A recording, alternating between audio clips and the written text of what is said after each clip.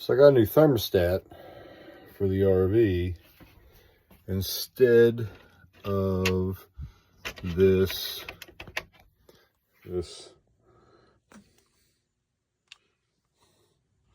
Dometic thing. A lot of people have problems with it. I've had a few goofy issues with mine. Well, the first thing it says is remove it. I did it. And then this is the mounting piece, and it's the correct width already. And what I got is a Micro Air Easy Touch RV.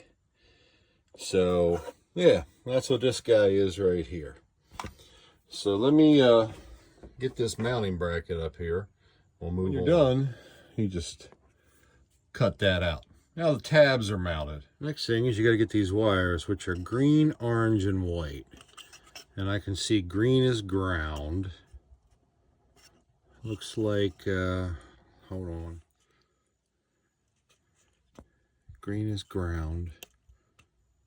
It says R10.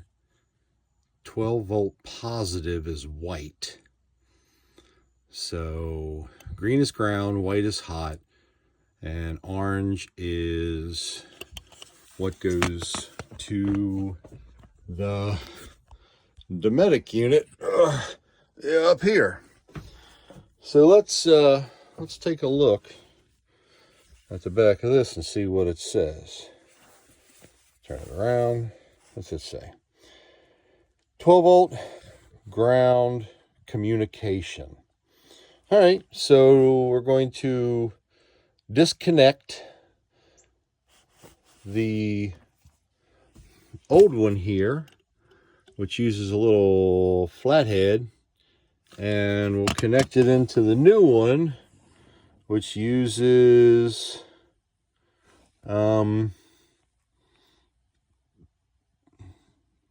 something. I'll have to read the directions. If you can look in here, I'm going to push this down,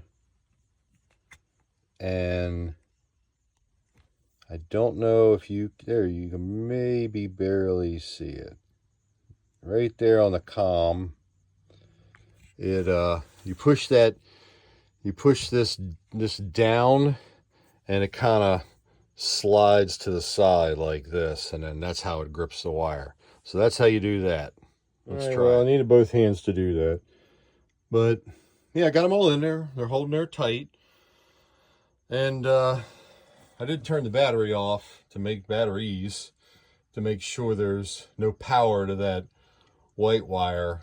And, you know, just to be safe. I don't, yeah. You definitely don't want power coming up there. So, all right, let's go try it out and see what happens.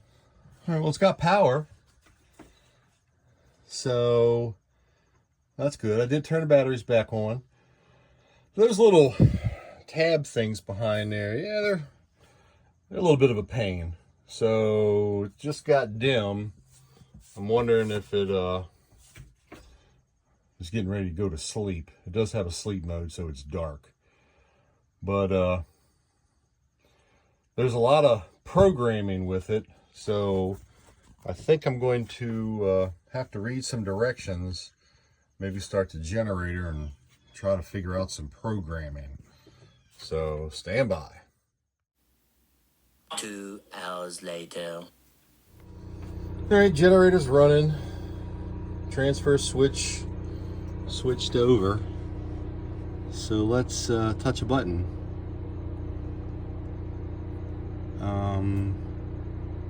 Let's try cool to 72. Okay. So if you touch that,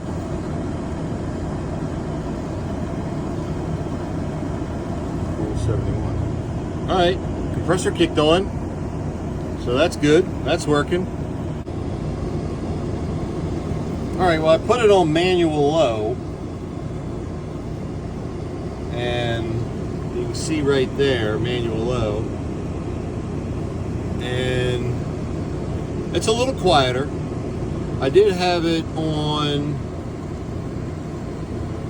manual high, leave it there, wait, cuts off, thinks about it, and I guess it blows more air. Yeah, I mean, it does step it up. I guess y'all can hear that. All right, well, that's the furnace symbol, which you can't control the fan speed on that. So I got the furnace working, got the air conditioning working. I was trying to set up like the Bluetooth and Wi-Fi, but can't figure it out. So I'm really gonna have to read the directions and try to figure it out. But I do have the heat working from the furnace, which I wanted to run anyhow. I usually run it every month, make sure it keeps working, along with the generator and the AC, which you should do too. Usually at least a half hour. Some people say an hour, but definitely at least a half hour, so everything stays lubricated and the fuel doesn't gum up your carburetor. So yeah, I got the furnace working, so let me look at some other options. I got to see if I can get I want to turn the heat strip on in that, make sure the heat strip is working. All right, well, there's the heat strip symbol, and it's blowing air on me, and I think the furnace is cooling down, getting ready to shut off. So let's see. All right, well, the furnace kicked off, and I do have some heat coming out of there. Let me check the generator here. What's it saying?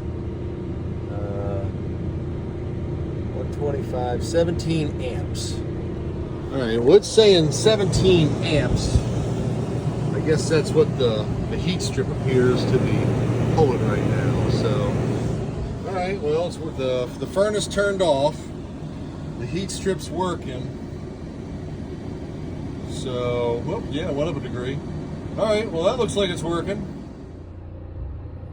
I do notice that when I go to something here, so I went to full auto, that the unit up here will actually like turn off for a second, and you can hear it turn back on. So, all right, if I can just get this Wi-Fi going. All right, well, I played with this thing for a while, the thermostat, and I got to be connected to Wi-Fi. So I guess I'm gonna go inside and I don't know, I'm gonna connect to Wi-Fi and see if I can get this thing to do something, because right now I can't get it to do anything with Wi-Fi or Bluetooth. Bluetooth would be nice. I'm laying in bed, I want to turn the AC up, down, turn the heat on, whatever. So, but that's a limited range for Bluetooth. But yeah, Bluetooth would be fine. I don't really know if I need Wi-Fi. I don't need to control it from someplace far away or anything. But all right, well, let me go get an internet connection. Okay, well, after taking it inside, my phone inside, and doing the process inside, on my home Wi-Fi, it started working, picked everything up, got the Bluetooth paired, came back out to the camper. I don't really get Wi-Fi service out where my camper is. I will pick up my neighbor's Xfinity, just the public signal, since I have Xfinity, and I guess it didn't like that. So I went inside and I got it working, and the Bluetooth is connected, so everything works. And I think the biggest problem is user error, but so far everything I've seen on the thermostat, I like it. It looks nice. It seems to definitely work very well, and as long as the Bluetooth feature, now that it's connected, as long as it works when I'm out somewhere, I think it'll be good. And honestly, it really only took me a few minutes to hook it up and get it going. But I think the other, just the Wi-Fi stuff was like the biggest problem. I'm moving through all the screens and using all the buttons. All that works really well, and yeah, pretty pleased with it so far. So nice job, Micro Air.